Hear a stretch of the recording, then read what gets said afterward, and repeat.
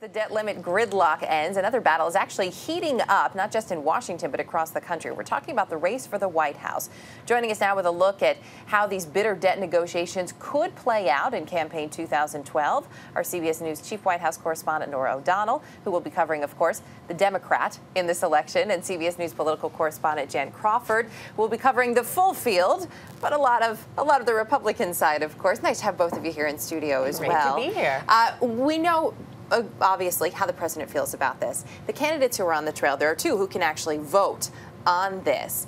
What are they saying about it? Well, they've been the most vocal, of course. Michelle Bachmann and Ron Paul, they have been consistently opposed to any increase in the debt ceiling, and they have a real stake in this, obviously, because they are voting. So they've been out there very vocal about it. The rest of the Republican candidates have been kind of taking a more backseat approach, I think, and several of them have come out yesterday, in fact, saying they do oppose this new compromise deal. Only one, John Huntsman, who again has positioned himself as kind of a moderate, came out in support of it. But now one of the frontrunners, Mitt Romney, has gotten a lot of criticism because as a frontrunner, some people have been saying that he should be playing more of an active role. I think, though, from the strategists that I'm talking to who've been doing this for years and years and years and years, people think Romney has played it pretty close in the way that he should be. There's no gain in this for him to get involved at this point. You know, he can't just, take some tablet down from Mount Olympus and say, right, here's what you guys should be doing. And if you're not currently an elected official, you can't really get in on those negotiations. That's exactly right. And he's been weighing it a little, but what we've seen is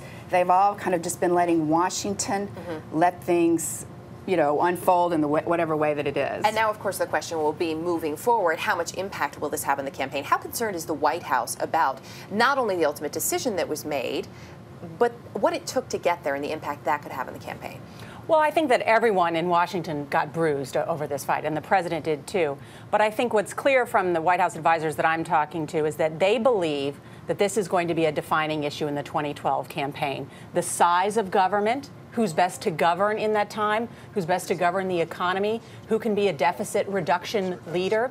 And so at the end of the day, the White House is going to make the argument that the president was at the forefront of trying to do that he was the original person who proposed a grand bargain where there would be 3-to-1 spending cuts to revenues, that now we're going to have government spending at its lowest level since Dwight Eisenhower. So they believe that they're positioned well, and the key here is with independents. The primary is going to be fought, and a lot of these Republicans in the position they're taking is with primary voters who are to the right of most of the Republican Party or the most fervent of the Republican Party.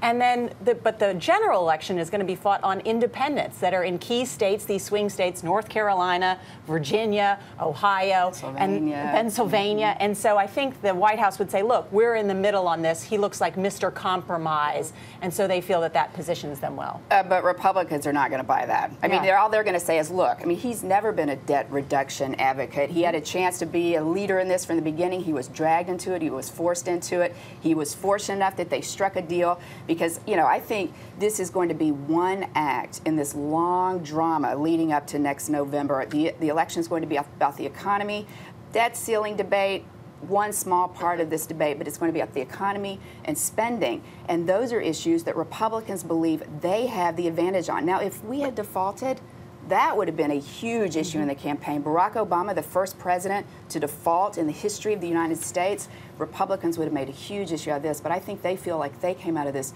pretty strong and with an issue that works for them going into November, spending. All right, Norah O'Donnell, Jen Crawford, nice to have both of you here this morning. Thanks.